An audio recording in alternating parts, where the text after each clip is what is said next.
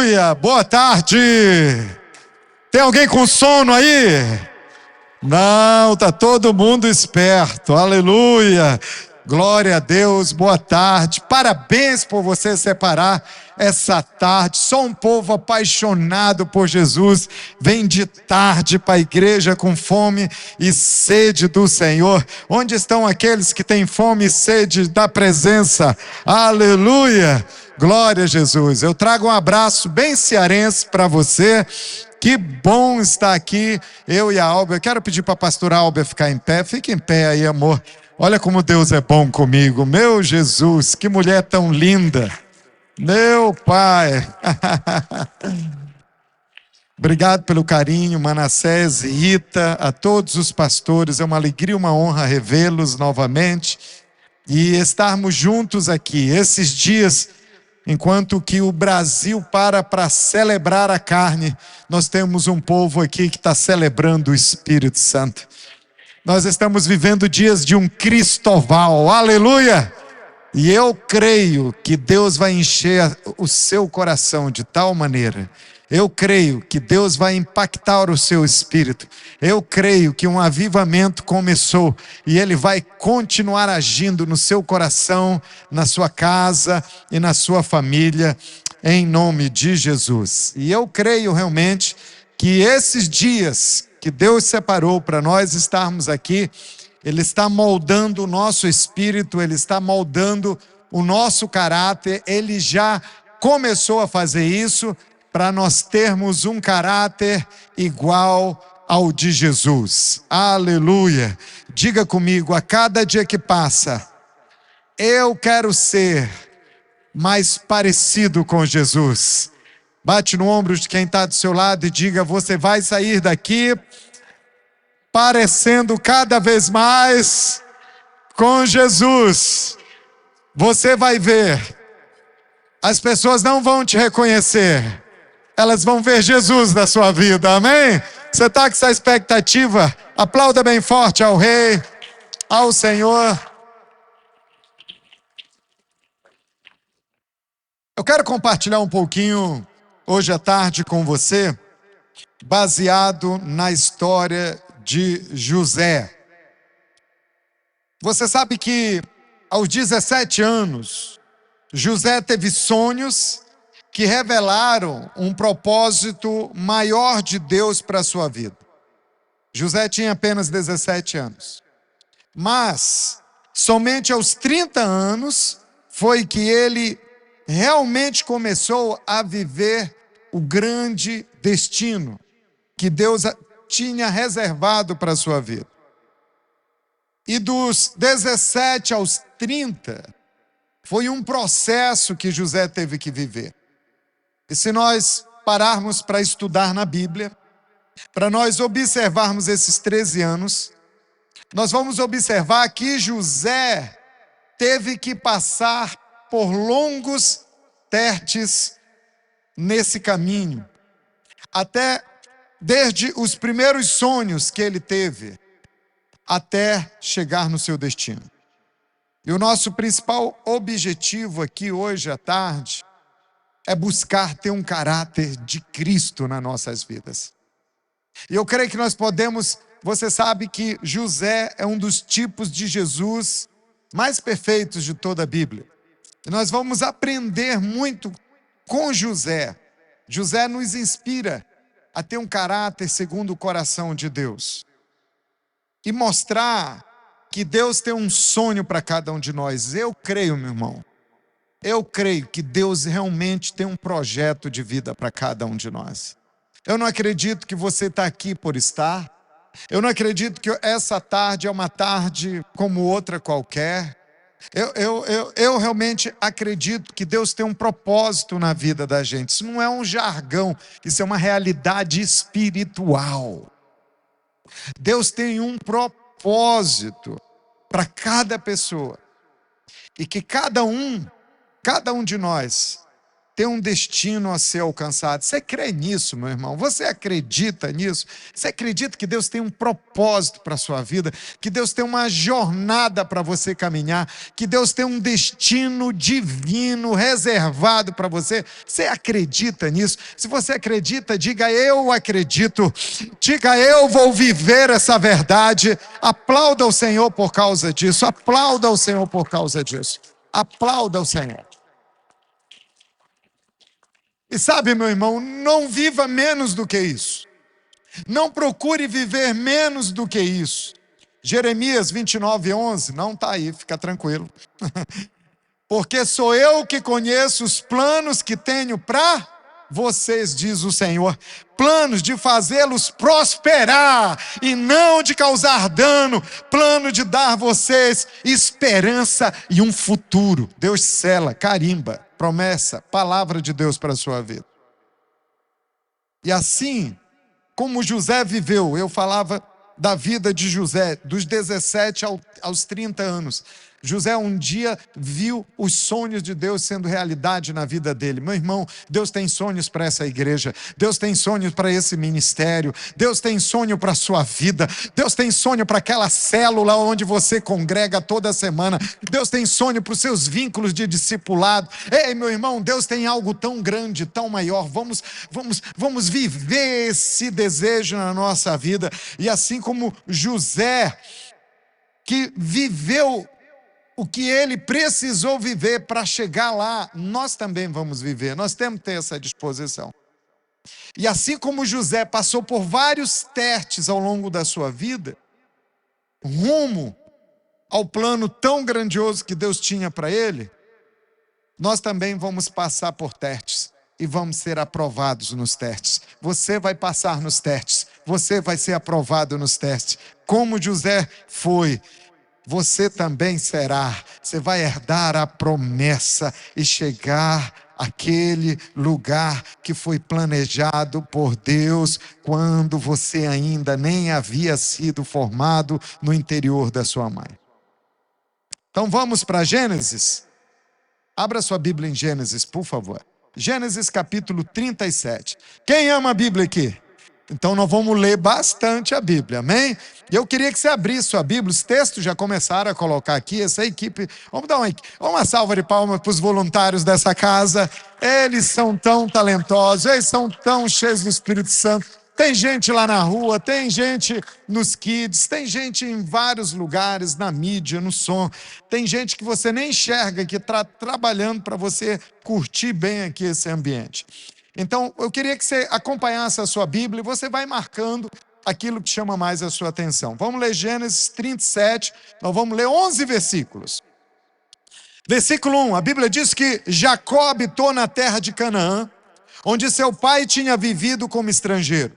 E esta é a história da família de Jacó. Quando José tinha 17 anos, diga comigo, 17 anos.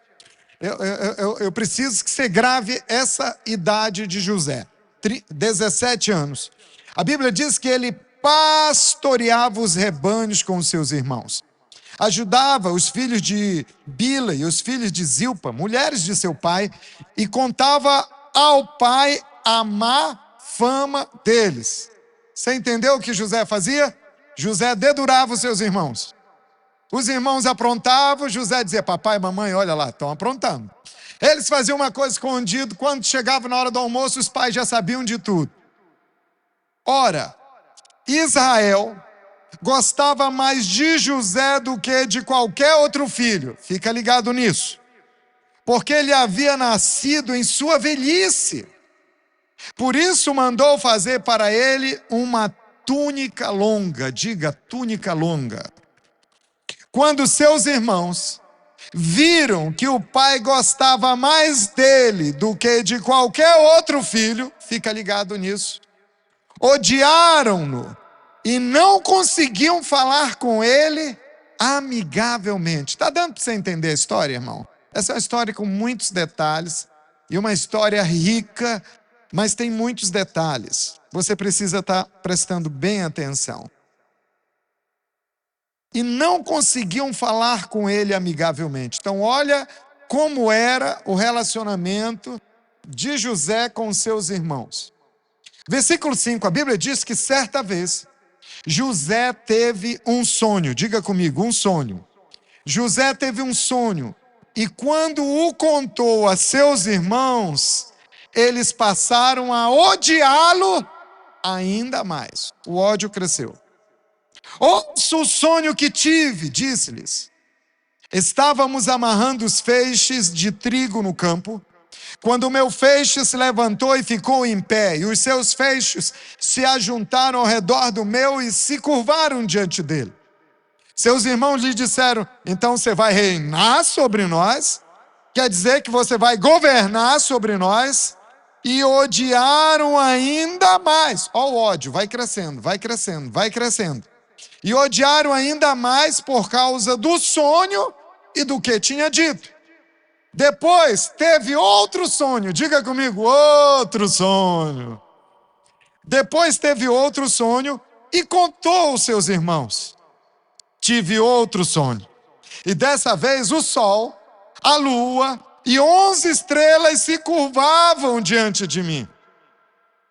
Quando contou ao pai e aos irmãos, o pai repreendeu e lhe disse, que sonho foi esse que você teve? Será que eu, sua mãe e seus irmãos viremos a nos curvar até o chão diante de você? Assim, seus irmãos tiveram ciúmes dele e o pai, no entanto, refletia naquilo. Bom, gente, quando você olha para essa história, você percebe logo de cara que José não era nada querido pelos seus irmãos. Por quê? Porque contava para o pai tudo que os irmãos faziam escondido. Tudo que os irmãos faziam de errado. Você já teve... Quem aqui tem vários irmãos em casa? Levanta a mão. Tem um que te entregava? Tem? José era esse. Os meninos faziam as tranquinagens deles, eles aprontavam. Quando eles chegavam na hora do almoço, na hora do jantar, pai e mãe sabiam de tudo. Por quê? Porque José não deixava passar nada. Ele entregava os seus irmãos. E isso foi gerando uma indisposição entre eles. Agora, Jacó, a Bíblia chama de Israel, Jacó tem um detalhe aqui muito sério. Ele gostava mais de José do que de qualquer outro filho. Interessante que o que aconteceu com Isaac, a preferência que Isaac dava para um filho e Rebeca dava para outro, agora se repete em Jacó. Jacó não aprendeu na vida dele o que aconteceu com os pais e repete. Ele tem um chamego, um mimo maior aqui por José. E Jacó gostava tanto dele, ao ponto de mandar fazer uma túnica longa e colorida, exclusivamente para José, uma roupa especial. E isso gerou mais ódio nos irmãos, rancor nos irmãos, porque só ele ganhou aquela túnica. E aquela túnica deixava bem claro que ele era mais especial. E aí José vem, tem um sonho, conta para os irmãos mais velhos, que já tinham raiva dele, e agora tem mais raiva ainda. Só que José, irmãos, e aqui você tem que prestar atenção numa coisa, eu amo José, eu sou fã do José, sabe, lá no céu eu quero ter pelo menos 1 milhão de anos na cafeteria do céu, só batendo papo com o José, irmãos. E você sabe que 1 milhão de anos vai passar assim, ó, bem rapidinho na eternidade. Eu sou fã do José, e nós não estamos aqui para falar mal do José, mas nós estamos aqui para aprender o que a Bíblia mostra sobre a vida dele. Para onde José errou, você possa acertar. E José teve esse sonho, contou para os irmãos, mas irmãos, ele não teve nenhuma sabedoria ao contar aquele sonho para os irmãos. Agora, vamos dar um desconto para o José. Ele era só um jovem de 17 anos. Quem aqui já teve 17 anos? Não tem mais, já passou dos 17. Podia ter acontecido com você. Você fica olhando hoje, você está com 45, você diz, 17 era outra cabeça. Você está com 30 hoje, na realidade você que tem 45, você daria de tudo para voltar aos 17. Daria ou não daria, gente? Ainda bem que hoje tem implante de cabelo, tem botox, tem várias coisas que ajudam, né, gente? Mas José, dá um desconto, ele só tinha 17 anos. Ele era um garotão, ele era imaturo. E seus irmãos questionaram, quer dizer que você vai reinar sobre nós, você vai governar. E a Bíblia diz que eles odiavam ainda mais, odiavam ainda mais. E para piorar, José tem um outro sonho.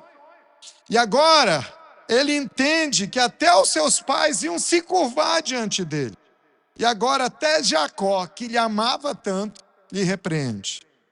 Gênesis 41, 46, a Bíblia diz que José tinha 30 anos de idade quando começou a servir ao faraó, rei do Egito. Ele teve o primeiro sonho com quantos anos, gente? E agora ele está com 30. E o que acontece aos 30? Ele se torna governador do Egito. Mas dos 17 aos 30, José passou por muitas situações. Dos 17 aos 30, José teve que aprender muita coisa. Muitas situações. Situações que nós vamos chamar de testes. Diga comigo, testes. Foram situações que ele teve que aprender, enfrentar, passar para chegar no palácio.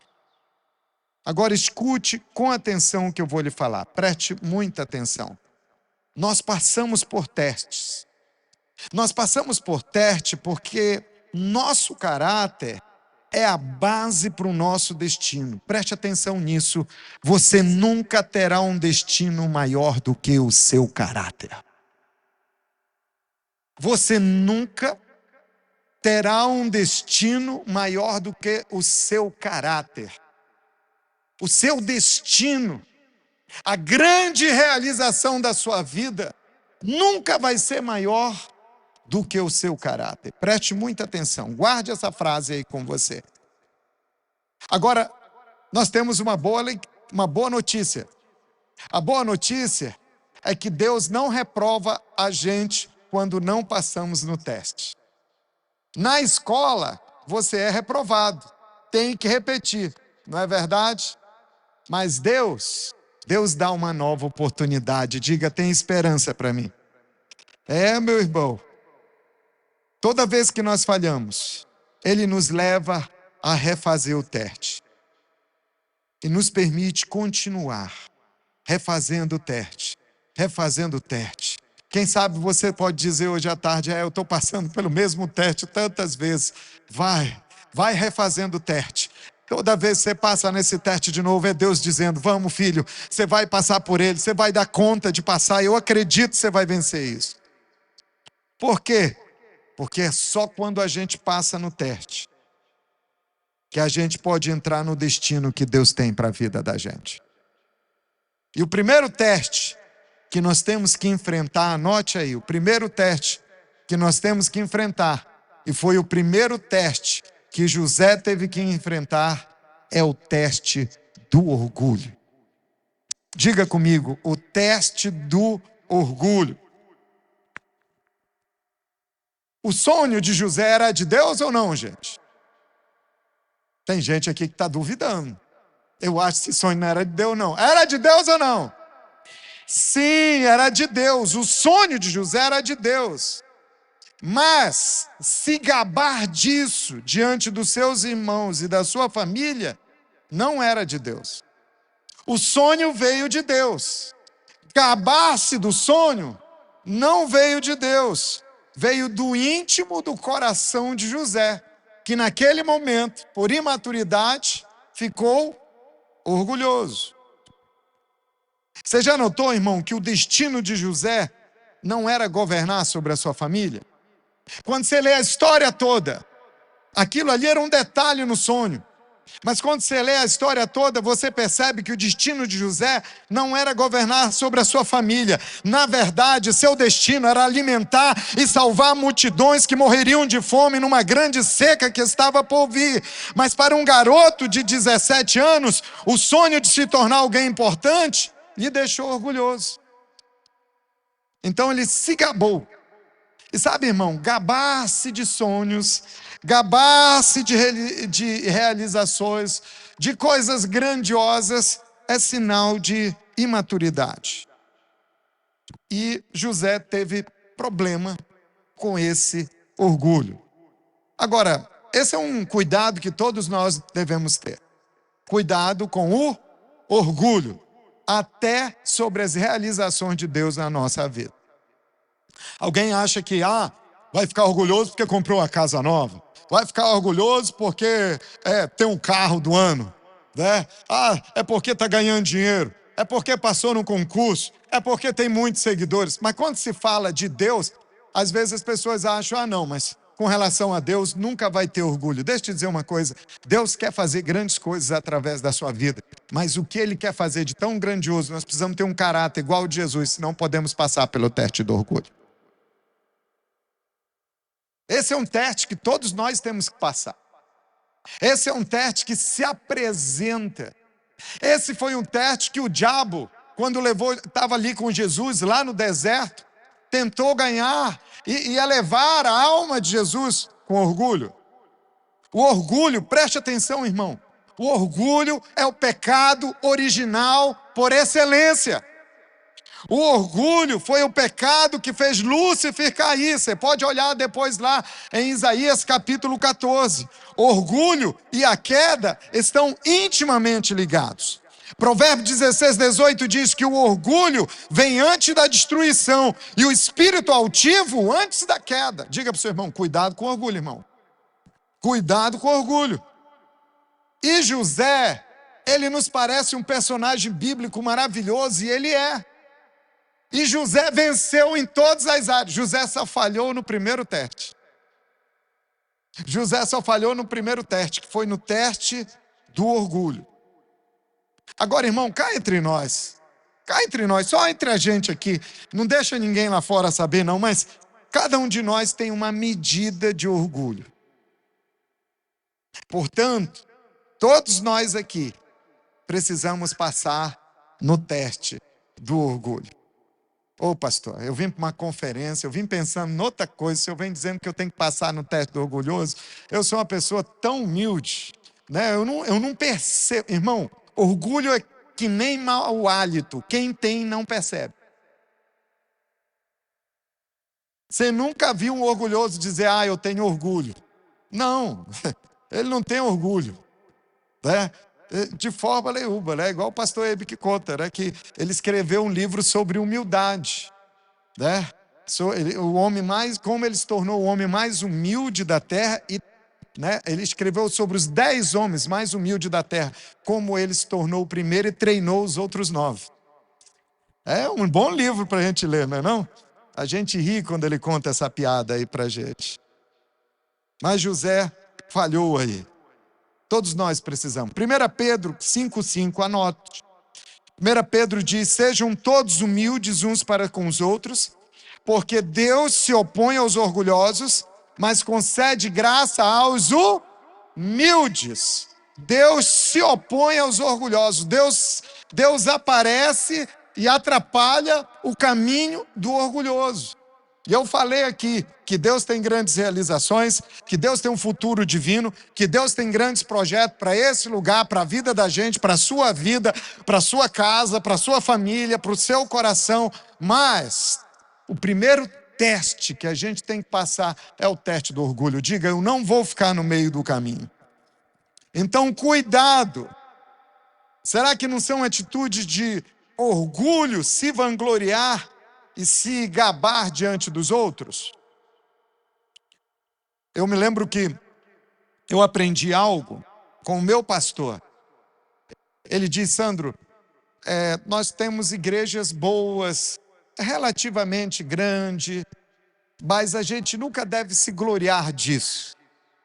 E por muitas vezes, eu viajei muito com o meu pastor, e muitas vezes lá em Fortaleza, em outras ocasiões, isso não acontecia só em viagens, que eu acompanhava quando ele ia pregar, mas em conferências que tínhamos lá, e às vezes nós encontrávamos um pastor, a gente com igreja ali, com milhares de pessoas, mas às vezes um pastor que a igreja dele estava com 150 pessoas.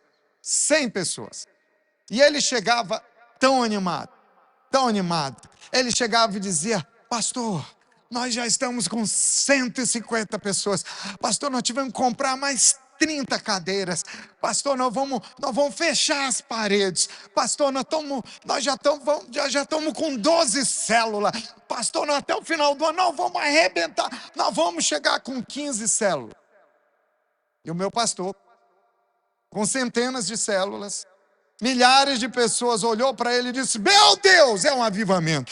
Que coisa, conta mais. O que você está fazendo? Eu tenho que aprender com você. Uau, você vai chegar com 15 células no final do ano. Você vai passar das 150 pessoas. Uau, você vai ter que fazer uma construção grande. É isso, é só o começo, é só o começo. Mas outra vez, eu estive com outro pastor, que aconteceu a mesma coisa. E ele ouviu o irmão falando 100, 130, 150. E ele: legal. Agora você precisa ver o que está acontecendo lá na nossa igreja. Nós estamos chegando a 1000 pessoas. E olha, o fogo está caindo. É um avivamento. É gente curada, é isso. E outra coisa, nós compramos o terreno do lado. E é isso. E nós estamos trazendo preletor famoso, cantora tal para a nossa igreja. E é isso. E o outro pastor foi: disse: eu amo Barnabé. Porque Barnabé sai de Jerusalém, onde está tendo o avivamento. Você sabe quantos crentes tinha lá em Jerusalém no avivamento? 100 mil crentes, 100 mil. Diga comigo, 100 mil. E ele vai para Antioquia e encontra uma célulazinha desse tamanho. Mas você sabe o que está escrito no livro de Atos? Que Barnabé reconheceu que a graça de Deus estava atuando entre os irmãos. Ele não chegou lá: gente, está acontecendo um movimentozinho aqui, vocês precisam ver, eu estou vindo de Jerusalém, o avivamento está lá. Esse tipo de pessoa que Deus usa para cumprir um destino surpreendente que impacta, que transforma a história da humanidade. Você quer ser parceiro de Deus nisso? Você quer ser um enviado de Deus nisso? Você quer ser uma pessoa de Deus nisso? Você quer ser um instrumento de Deus nisso? Ou você quer viver uma vidazinha média, medíocre, na base, que leva com a barriga, deixa o vento levar e vai curtindo aqui, meia boca, vai ser varredor lá no céu? Ou você quer cumprir o grande propósito que Deus tem para a sua vida? Você vai deixar um legado. Deixa eu te dizer, você vai gastar a sua vida sim. Tem gente que está falando mal dessa música. Vou perder a vida, vou perder por amor a Cristo, eu vou gastar. Deixa eu te dizer uma coisa, esses caras ainda não entendendo, estão falando mal porque não entendem o que é gastar a vida, o que é investir a vida, o que é considerar o mundo como perca. Deixa eu te dizer uma coisa, meu irmão, nós vamos levar esse planeta a Cristo, nós vamos levar Jesus para a nossa geração, nós vamos ver o avivamento, nós vamos ver a graça de Deus na vida das pessoas que nós conhecemos. E nós vamos dedicar a nossa vida para isso.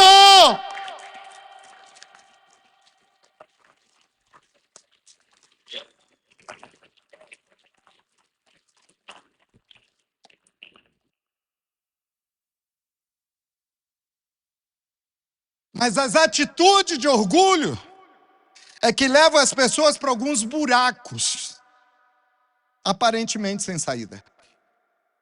Então, cuidado com a língua. Diga: cuidado com a língua. No texto que nós lemos, a Bíblia diz que os irmãos de José lhe odiavam por causa daquilo que ele... O sonho era de Deus, mas era para sair falando. Por quê?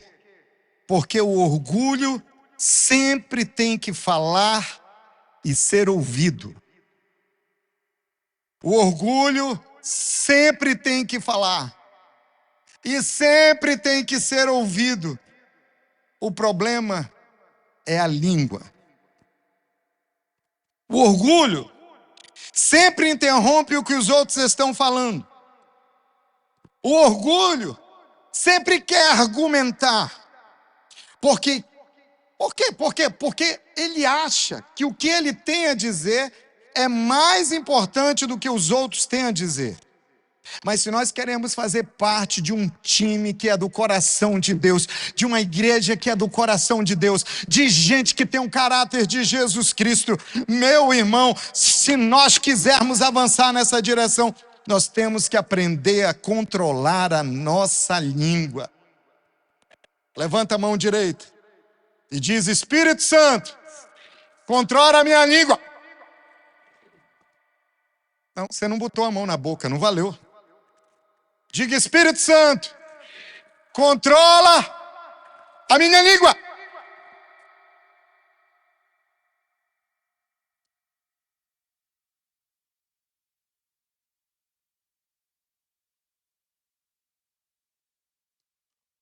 Me lembrei da história de um pastor, que a mulher chegou e falou tão mal do marido, tão mal do marido. Pastor, me ensina como eu vou ganhar ele para Jesus, porque só dá confusão toda vez que eu prego para ele, que ele fala alguma coisa, e a irmã responde: se eu respondo, eu tenho que mostrar que ele está errado, que ele está em pecado, mas não está dando certo, o que eu faço para ganhar meu marido?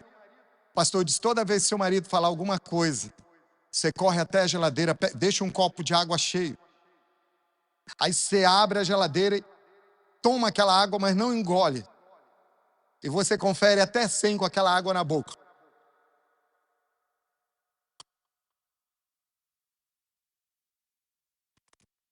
Passaram 15 dias, o marido dela estava lá na frente entregando a vida a Jesus. Mas hoje em dia tem homem, não é nem mulher, é homem que tem que encher a boca d'água. Cuidado com a língua. O orgulho quer falar. O orgulho quer ser ouvido. E, irmão, quando nós tomamos qualquer glória que é devida a Deus e nos gabamos, a unção do Espírito nos deixa na hora e começamos a descer ladeira escorregadia abaixo. É a ladeira do orgulho. E é aí que a gente acaba no fundo do poço, como José. Então, cuidado com a língua e resolva ter uma atitude drástica. Remova a raiz do orgulho. Remova a raiz do orgulho. O que é a raiz do orgulho? Diga comigo: a raiz do orgulho é a insegurança. Por quê? Porque, irmãos, o orgulho também é resultado de sentimentos de inferioridade e de inadequação. Vou repetir para você. O orgulho também é resultado de sentimento de inferioridade e de inadequação. Porque uma pessoa, quando ela é movida por insegurança, ela tem que fazer com que todos saibam quem ela é, o que ela tem feito, o que ela tem realizado. E o orgulho, ele se manifesta na ostentação. Na ostentação. Por exemplo, a pessoa fala demais. Tem gente que fala demais porque é simpático demais, porque é amigo demais, porque é gente boa demais. Mas tem gente que fala demais porque é orgulhoso demais. Fala demais. Interrompe as pessoas para colocar o seu ponto de vista. Gastança fora do orçamento. Mas por quê? Porque ele é inseguro. Ele quer mostrar que ele é legal, que ele é bem-sucedido.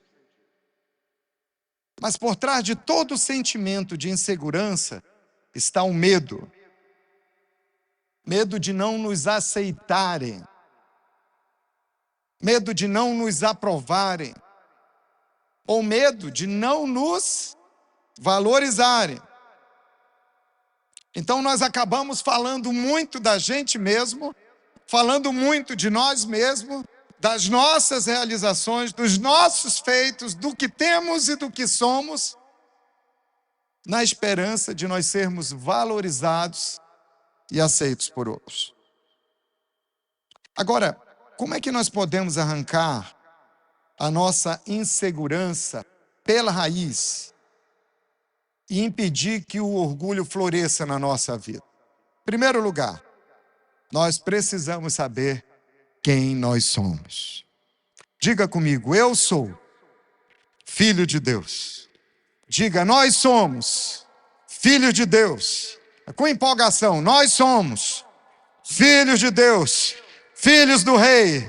Somos amados, apreciados pelo Senhor e Criador do universo.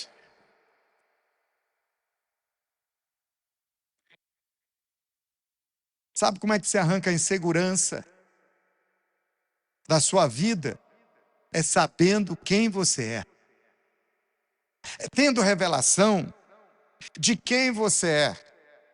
Às vezes você até sabe, mas não tem revelação, não desceu para o coração. Mas nós precisamos saber quem nós somos. Eu me lembro quando eu assumi o pastoreio da igreja lá em Fortaleza, várias situações aconteceram. O pastoreio foi para São Paulo, uma equipe grande, e eu e a Alba, nós assumimos a igreja. E eu me lembro que várias situações aconteciam, eu ligava, pastor, aconteceu tal coisa, pastor, eu estou triste aqui por causa de tal coisa, pastor, eu estou numa dificuldade aqui por causa de tal coisa, pastor, o negócio está pegando aqui por causa de tal coisa. Ele só me falava uma coisa toda uma vez. Eu dizia, eu estou triste, eu quero desistir. Ele só fazia uma... Primeiro ele ria, kkkk, eu ficava irritado, eu estou sofrendo e você está rindo. Ele dizia para mim, eu só tenho uma pergunta para você. Quem você é em Cristo? E aí eu tinha que lembrar para ele quem eu era. Eu sou filho amado de Deus. Eu sou lavado no sangue de Jesus. E eu aprendi algo que o Espírito Santo um dia me mostrou. Porque eu ficava falando, eu sou sozinho. Você já falou isso? Quem aqui já disse alguma vez? Eu sou sozinho, eu estou sozinho. Nessa luta eu estou sozinho. Eu estou sozinho. E um dia o Espírito Santo me disse, Deus está com você. E sabe o que o Espírito Santo me disse? Você e Deus se tornam maioria. Tem 100 contra você. Tem 100 pessoas contra você. Tem 200 demônios contra você. E tá só você e Deus. Você é maioria. Diga, eu e Deus somos maioria. Diga insegurança. Diga medo. Diga orgulho. Sai pra lá. Eu vou viver o que Deus tem para eu viver.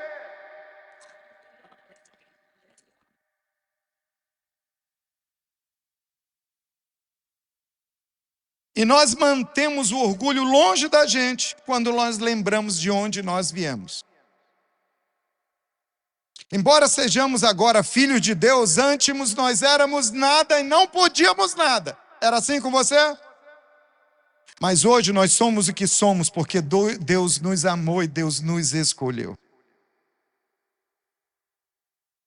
Agora, irmãos, a Bíblia não ensina sobre pedirmos a Deus para sermos humildes. Você já viu algum versículo? Peça a Deus, né? Esforça-te e eu te ajudarei, né? Aquele versículo famoso. Isso não está na Bíblia, tem gente que diz. Já desse eu vi um irmão pregar, porque na Bíblia está escrito, esforça-te e eu te ajudarei. Às vezes nós inventamos uns versículos bem gospel. Mas a Bíblia não ensina sobre você pedir a Deus para ser, pastor, eu tenho pedido tanto a Deus, eu tenho dito, Deus, me faz uma pessoa humilde. A Bíblia não diz para você pedir a Deus, mas diz para você se humilhar. A Bíblia não diz para eu pedir a Deus em oração, Deus me ajuda a ser humilde. A Bíblia simplesmente diz, Sandro, se humilhe você mesmo. 1 Pedro 5,6. Vamos ler juntos? 1, 2, 3, vamos lá? Portanto, com fé, gente, vamos lá, porque tem um intervalo gostoso, tem café, eu vi uns bolos ali fora, irmão. É um avivamento. Vamos lá, 1, 2, 3. Portanto, humilhe-se debaixo da poderosa mão de Deus, para que Ele os exalte no tempo devido. Então, como é que a gente quebra e vence o teste do orgulho? É estando na presença de Deus, Vem comigo. Estarmos na presença de Deus, vem comigo. Estarmos na presença de Deus quebra nosso orgulho e nos mantém humildes. Irmão, Deus tem coisas grandes para você, mas tudo que Deus te dá exige uma dose maior de humildade, uma dose maior de quebrantamento. E o teste do orgulho a gente não passa só uma vez. A gente acaba enfrentando ele por muitas vezes. Mas o teste do orgulho é o primeiro teste que eu e você temos que passar. Se nós queremos ser usados por Deus, se nós queremos ser instrumentos de Deus, se nós queremos viver o futuro glorioso que Deus já preparou para cada um de nós. Pastor, e se eu falhar nesse teste do orgulho? Deus vai providenciar outro teste para você. Deus vai providenciar uma outra maneira de tratar o seu coração e te preparar o seu coração para aquilo que é tão grandioso. Tem gente que ora, Deus me dá uma esposa. Tem gente aqui orando para Deus dar uma esposa? Levanta, não tenha vergonha não. Aqueles que levantam a mão são os primeiros a receber. Então seja corajoso. Às vezes a segunda pesquisa é maior. Tem alguém orando por um marido aqui? Aleluia. As primeiras que levantam a mão são as que recebem, geralmente. Amém. Não, irmã, basta levantar uma mão. Está levantando a mão, o pé. Aleluia. Deus salve. Aleluia. Mas você sabia que tem gente que está orando, Deus me dá um marido, e traz e tem que orar assim mesmo, chega com a lista. É uma lista de requisitos. Senhor, que ele seja um homem bonito, inteligente, trabalhador, ungido, que vai amar a sua esposa, que vai honrar a sua mulher, um presenteador, um galardoador da sua esposa, homem de muitos cartões, homem de oração, que tem marcas no joelho. Dá uma lista enorme, é uma exigência. E Deus diz, tá bom, filho, o tempo passa o tempo, e o irmão não casa. Aí ele fica reclamando de Deus. Deus, eu te pedi uma pessoa e o Senhor não me deu. Deus diz, filho, eu já encontrei a pessoa.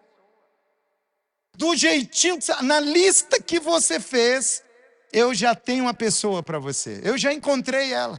E por que o Senhor não me entrega? É porque eu estou te preparando para ela, porque você precisa crescer para estar no nível de quem você pediu.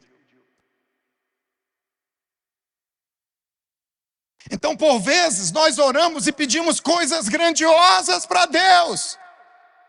Mas lembre-se, suas realizações não serão maiores do que o seu caráter. Os milagres, as bênçãos maiores que você vai receber não serão maiores do que o seu caráter. E só um caráter de Cristo refletindo na gente é que faz a gente alcançar o que Deus quer que a gente alcance, que faz a gente viver o que a gente quer que a gente viva, que a gente realize aquilo que Deus quer que a gente realize. Você está entendendo isso? É importante ter sonhos. José tinha sonhos, e os sonhos que Deus tinha para José eram grandiosos, mas Deus teve que trabalhar no caráter de José, Deus teve que trabalhar o coração de José, Deus teve que trabalhar nas atitudes de José, para ele estar à altura de fazer o que Deus tinha para ele fazer, à altura de receber aquilo que Deus tinha de lhe entregar. Você entendeu? Então, meu irmão, não é que Deus não vai te dar a bênção, não é que Deus não vai ouvir sua oração, não é que Deus não vai realizar o propósito, não é que Deus não vai te entregar aquilo tão grandioso que você tem pedido a Deus, mas Ele está esticando você, Ele está exercitando você, Ele está passando você pelos testes, Ele está lapidando o seu coração, Ele está tratando o seu caráter. Quando você estiver pronto, Ele vai te entregar e você vai viver o que tem que viver.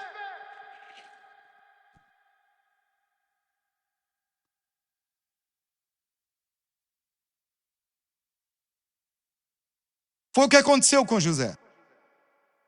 E lamentavelmente, José falhou no teste do orgulho. Só que Deus nunca ia desistir de forjar o caráter de José. Deus não desiste no nosso primeiro erro, irmão. Deus nunca ia deixar de querer cumprir o propósito da vida de José. Por isso Deus diz: José, você não passou no teste de orgulho, então você tem que repetir o teste. E agora é o teste do poço.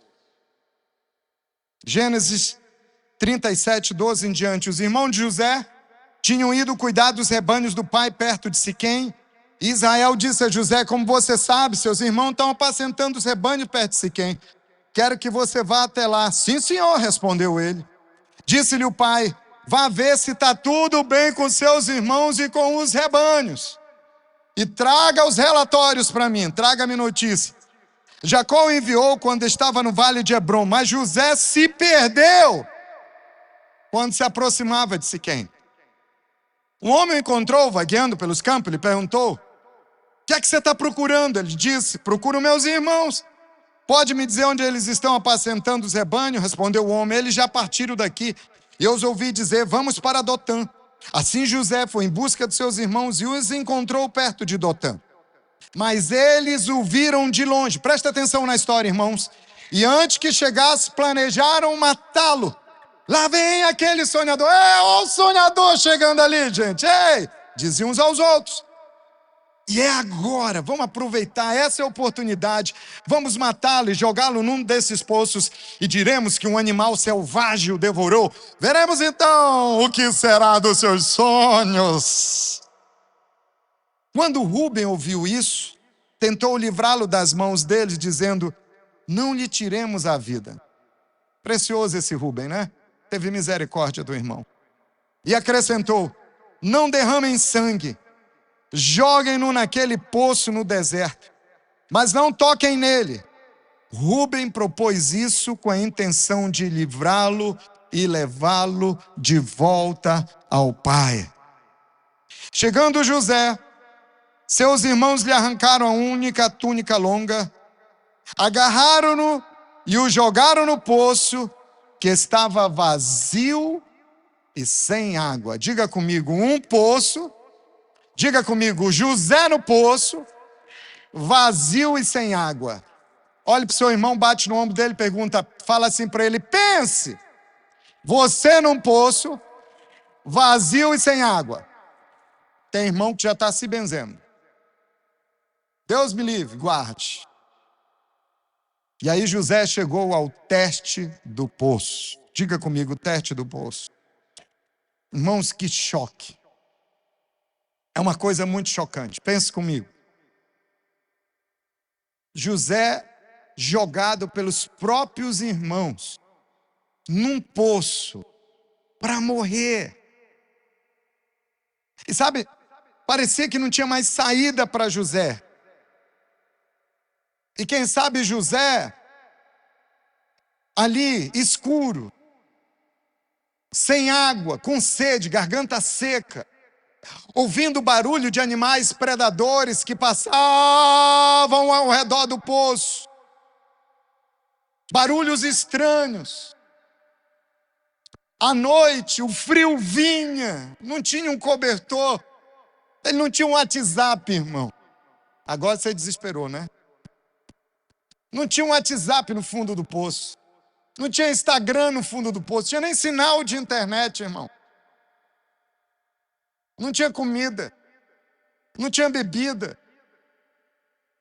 E ali não tinha sonho. Como é que ficam os sonhos quando se cai no poço? Como é que se enxerga os sonhos quando se olha de dentro do poço?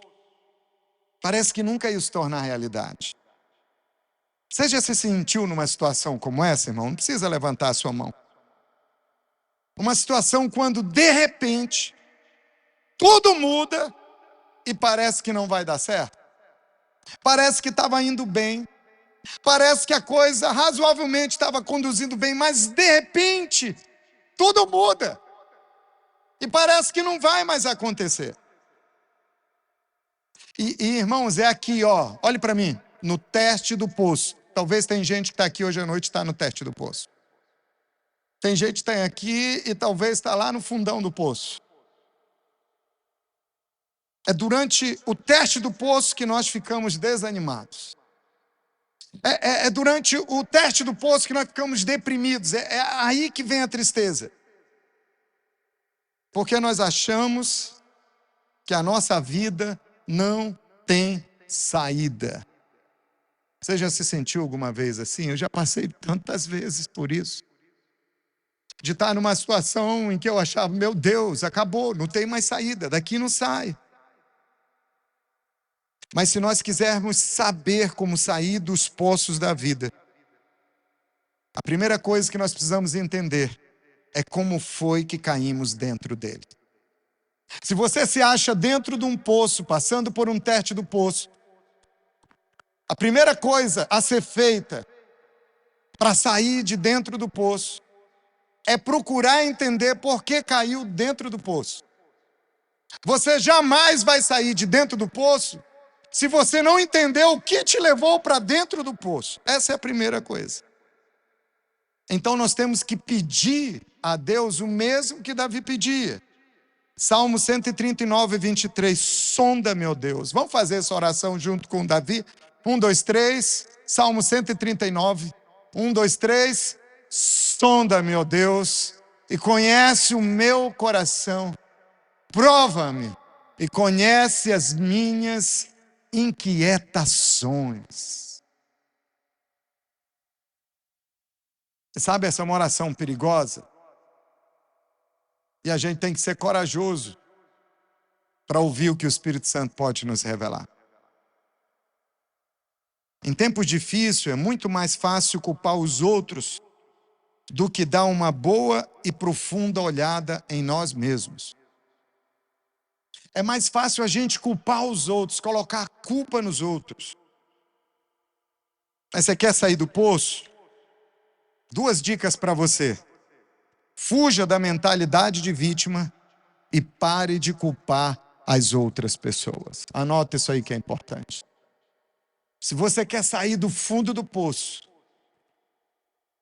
daquilo que te frustra, daquilo que te desanima, que te deprime, que te rouba a esperança, 2 coisas a serem feitas. Primeiro, pare de encenar o papel de vítima. Para de se colocar aos outros como vítima. Para de querer que os outros sintam pena de você. Segunda coisa, para de culpar as pessoas. Para de dizer que a culpa é do seu líder de célula. Para de dizer que a culpa é daquele irmão que não te deu atenção, daquele discipulador que te frustrou. Para de colocar culpa na igreja. Para de culpar o pastor. Para de culpar a sua sogra. Ela já sofre tanto, coitado. Com tanta acusação, com tanto mal olhar. Mas a culpa não é dela. Para de culpar sua mulher, para de culpar seu marido, para de culpar seus pais que erraram com você, que não te deram uma boa educação. Para de culpar o seu passado, para de culpar a sua infância pobre, para de culpar a sua rejeição antiga. Irmão, teria sido muito fácil para José colocar a culpa nos outros, mas você não vê em nenhum momento da Bíblia José colocando a culpa nos irmãos. Você não vê José colocando a culpa no pai ou na mãe em nenhum momento. Ficar focando só no pecado deles e nunca dar uma olhada no seu próprio orgulho. José entendeu, eu tive a minha participação. José entendeu, eu fiz algo para entrar aqui nesse poço. José entendeu, eu fui até os meus irmãos com um manto longo e colorido. Eu não estava com meus irmãos trabalhando no campo. Fiquei em casa, no conforto com meu pai. José poderia parecer uma vítima, mas com certeza ele entendeu, eu contribuí para estar aqui dentro do poço. Irmãos, muita gente tem perdido família. Muita gente tem perdido amigos. Muita gente tem perdido ministério de alto nível por causa da falta da humildade. Chega no poço e não entende por que chegou no poço, não procura entender por que chegou no poço, não se conscientiza por que caiu no buraco. Mas pastor, o poço então tem um propósito? Qual o propósito do poço? O propósito de um poço é sempre fazer com que você clame a Deus. O propósito do poço é te levar para perto de Deus. O propósito do poço é para te desesperar pela presença de Deus. O propósito do poço é para que você clame a Deus. Você lembra de Jonas? Jonas clamou a Deus quando ele estava na barriga de um grande peixe no fundo do mar. Você sabe o que o Jonas diz? Jonas 2:2. Em meu desespero, o poço é para te levar ao desespero, mas desespero por Deus. Em meu desespero, clamei ao Senhor e Ele me respondeu. Do ventre da morte, gritei por socorro e ouviste o meu clamor. Irmãos, por vezes, desespero e aflição acabam sendo as únicas forças que podem te levar para perto de Deus. E José não clamou por vingança. Oh Deus, pega meus irmãos na curva. Ele não culpou os irmãos. Mas eu acredito que numa noite fria, uma noite de sons de animais lá fora, uma noite de seca, ele estava desidratado, uma noite de fome, uma noite sem força, uma noite onde ele não enxergava nada ao seu redor, era tudo treva, e ele só apalpava e via a claridade das estrelas no meio de um desespero tão grande, de uma imensa e profunda angústia. Ele olha para o céu, se coloca, cai de joelhos no fundo daquele poço e clama a Deus por misericórdia e por socorro de Deus. E isso muda totalmente a vida dele. Sabe o que acontece? Em pouco tempo, uma caravana de comerciantes passa por ali. E um de seus irmãos tem uma ideia. Em vez, sabe de uma coisa? Vamos ganhar dinheiro com a vida do nosso irmão? Vamos vendê-lo? E alguém poderia pensar, nossa, em vez da coisa melhorar, piora. O cara é igual aquele cara que diz, estou vendo a luz do túnel, é um trem que vai passar por cima dele. Em vez dele sair dali livre, agora ele perde uma coisa preciosa que ninguém quer perder: a liberdade. Ele sai do poço, mas sai como escravo. Mas deixa eu te dizer,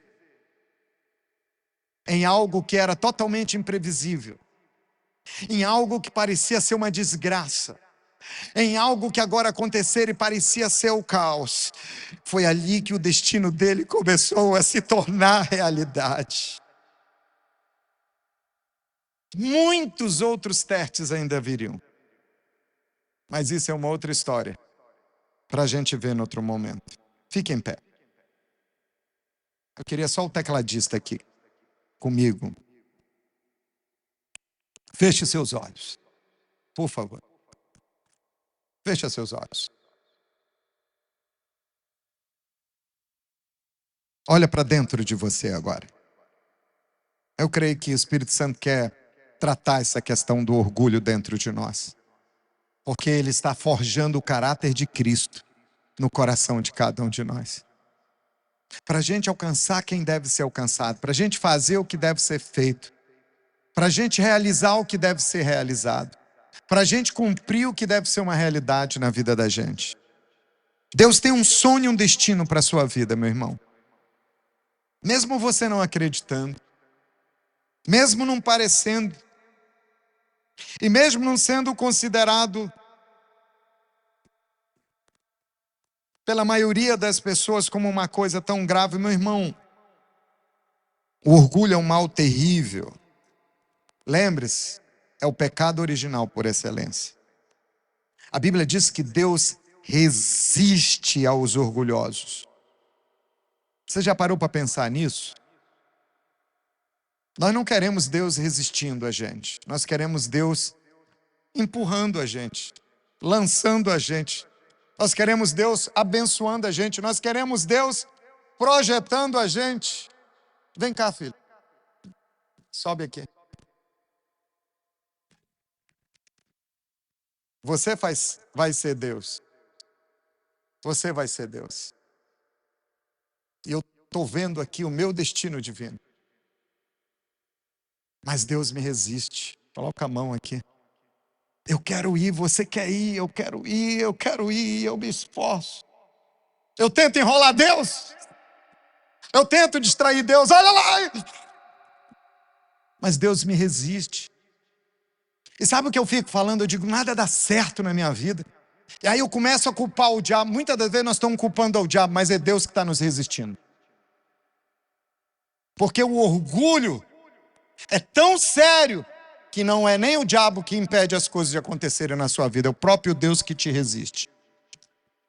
Então eu fico dizendo, rapaz, o inimigo, vamos lá, irmão, vamos fazer aqui oração, intercessão, jejum, eu crente 6 horas, 6 horas por mim, pede oração para todo mundo, e faz campanha de oração, e recebe oração, perde cabelo, e derrama óleo, e faz campanha de 21 dias, agora eu vou. Esse Satanás, não é Satanás, gente.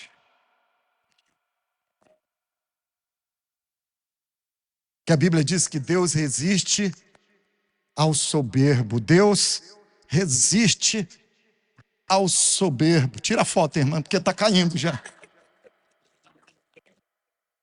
Deus resiste ao soberbo. Mas a Bíblia diz que Deus dá graça ao humilde.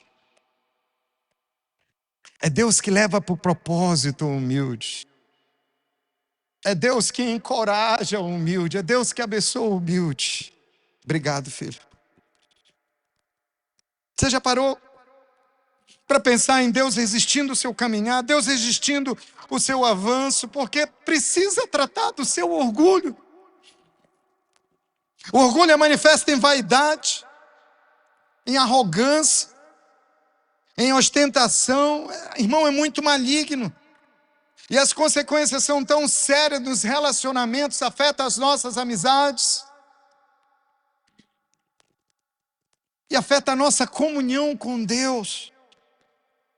Afeta as nossas decisões. E impede que os sonhos de Deus sejam realizados na vida da gente.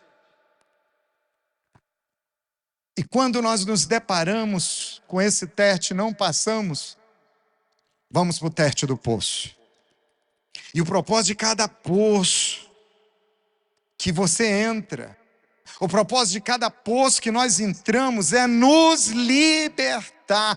O propósito do poço não é acabar com você. O propósito do poço é libertar você e levar você para o propósito que Deus tem para a sua vida. É te libertar daquelas coisas que estão te mantendo preso, escravo, no cativeiro, e te trazer para um relacionamento mais íntimo no colo de Jesus.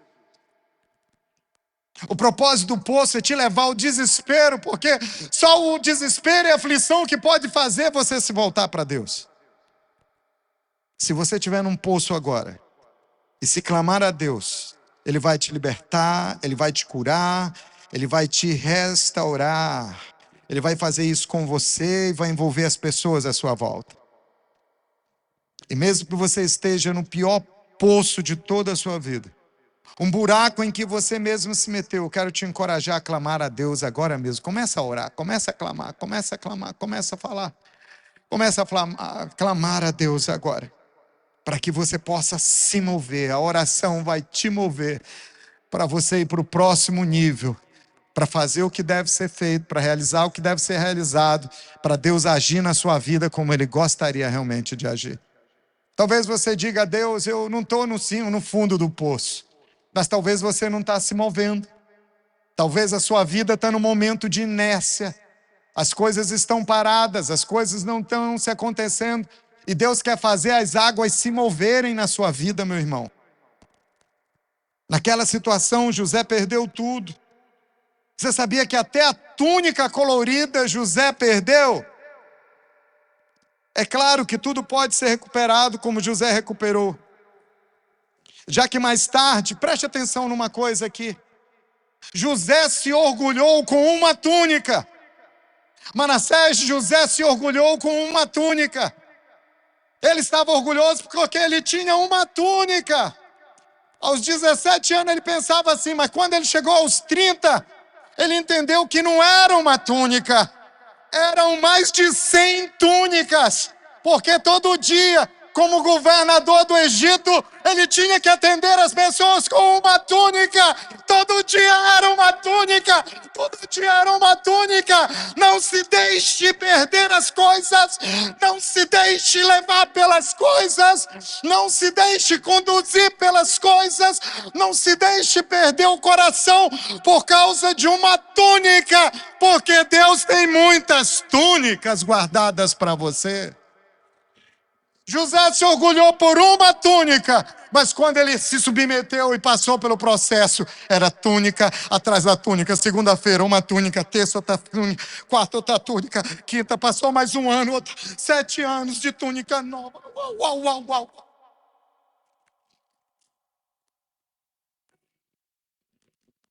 Deus quer que você saiba hoje à tarde que nada é impossível para Ele.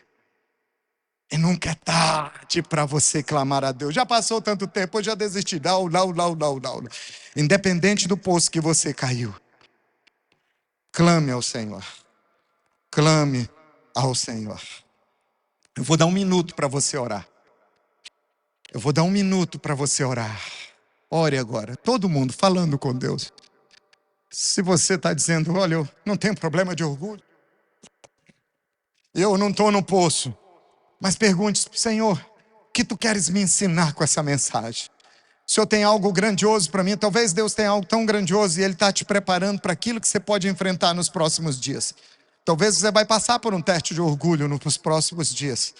Talvez Deus quer te levar para um privilégio maior, para uma responsabilidade maior. Ele quer te colocar num lugar de maior responsabilidade, um lugar onde você vai ser visto por muitos, mas Deus quer preparar o seu coração para isso. Lembre-se, seu caráter nunca, pode ficar aquém das suas realizações. Suas realizações nunca serão maiores do que o seu caráter. E só tem algo que pode refletir e nos preparar para isso, é a presença de Jesus em nós, é o caráter de Cristo em nós. Diga a Deus, eu me humilho. Deus, no início dessa conferência, eu entendo que o Senhor tem muitas túnicas para mim. Eu entendo que o propósito maior não é que as pessoas se curvem diante de mim, mas é que através da minha vida, multidões sedentas sejam saciadas. Em tempo de escassez, de bondade e de presença de Deus, eu serei o instrumento que vai levar a abundância. E todo dia eu vou saciar alguém. Todo dia eu vou ser resposta de alimento para alguém. Todo dia eu serei resposta de Deus. E em cada dia, uma túnica nova, Ele vai me vestir. Deus me ajuda. Espírito Santo me ajuda com o teste do orgulho. Espírito Santo me ajuda com o teste do poço. Eu clamo a Ti e declaro em nome de Jesus, eu vou fazer o que tem que ser feito. Eu vou viver o que tem que ser vivido. E Deus vai realizar na minha vida aquilo que tem que ser realizado. Em nome de Jesus. Amém, Senhor. Amém, amém, amém, amém, amém, amém. Aleluia. Aplauda bem forte ao Senhor. Você pode aplaudir ao Senhor? Será que nós podemos dizer nessa tarde que de Maceió saiu viva de júbilo, apaixonado por Jesus? Será que nós podemos dizer glória a Deus? Será que nós podemos dizer Deus é bom? Aleluia! Abrace pelo menos 3 pessoas e diga, você vai cumprir o seu destino divino. Deus tem muitas vestes para você e você vai ser canal de Deus para saciar muita gente.